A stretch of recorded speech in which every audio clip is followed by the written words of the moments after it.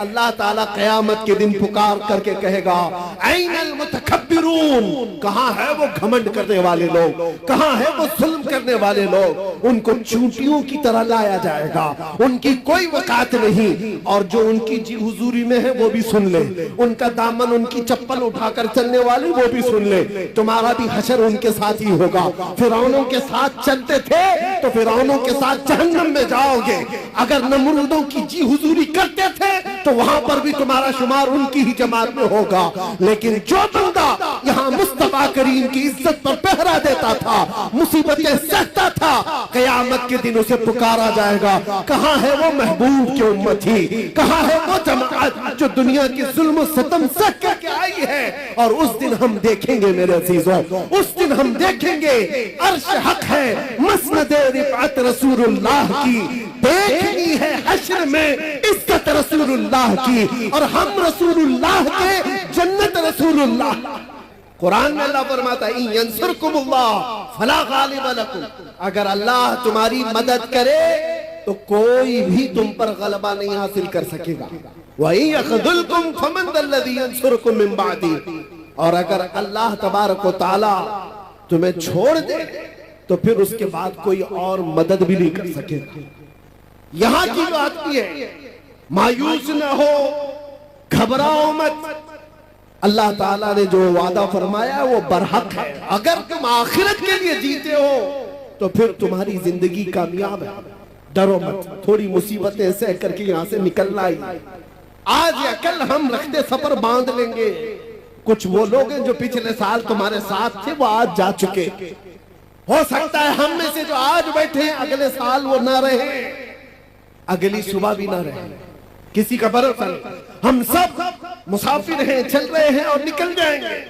अगर आखिरत की जिंदगी हमेशा की समझते हो, आखिरत का तस्वुर तुम्हारे दिलो दिमाग पर हावी है, तो फिर यहाँ की इन तमाम चीजों पर नजर मत रखो कि क्या जा रहा है यहाँ पर, बस अपना ईमान बचा करके रखो, और इज्जत तो उस दिन देखनी है। फकत इतना सबब है इन इकादे बज़्म महशर का।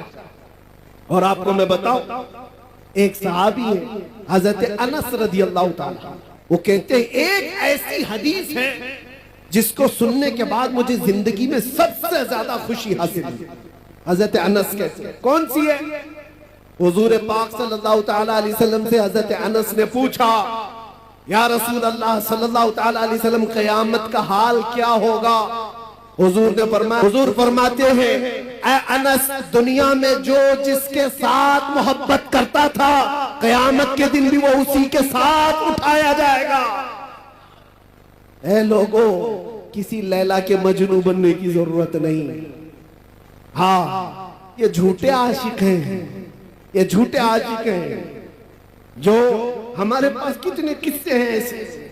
ये नौजवान ये समझते हैं इश्क मोहब्बत वगैरह ये सारी चीजें लड़के लड़की की हैं, बस काफी हैं, इसी में अपनी जिंदगी गुजार लेंगे।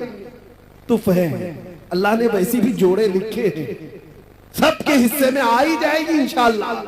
लेकिन उसके लिए ये जो मजाजी इश्क का ढोंग है, अरे तेरे चांद लेके आऊंगा, तारे लेके आऊंगा, आसमानों से वो तोड़ लाऊंगा। महबूबा को बोलता रहा, कितनी महबूबाएं शादी के बाद हमसे आकर शिकायत कहती हैं, अब तो राशन आटा दाल भी नहीं लाता, ये तो तारे लाने वाला था, ये तो चांद लाने वाला था। ये मजाजी इश्क के दावे हैं, फजूल हैं, कुछ नहीं होते।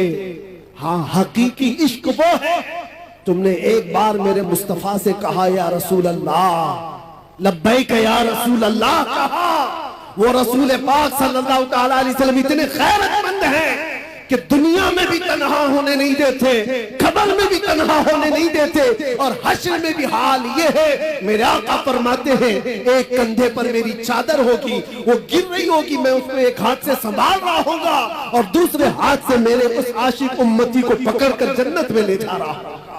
जो न भूला हम गरीबों को रजा, याद उसकी अपनी आदत कीजिए।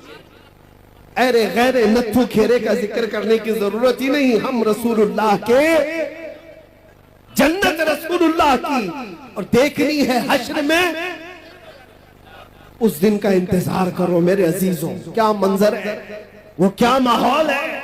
आपने सुना भी होगा हदीसों में और उलमा से बयान में सुनते होंगे, ये उम्मत, ये मखलूक आदम अलैहिस्सलाम के पास जाती है अपनी सिफारिश के लिए। आदम अलैहिस्सलाम भेजते हैं नूह अलैहिस्सलाम के पास, इज़हबू इला गैरी, मेरे अलावा किसी और के पास जाओ।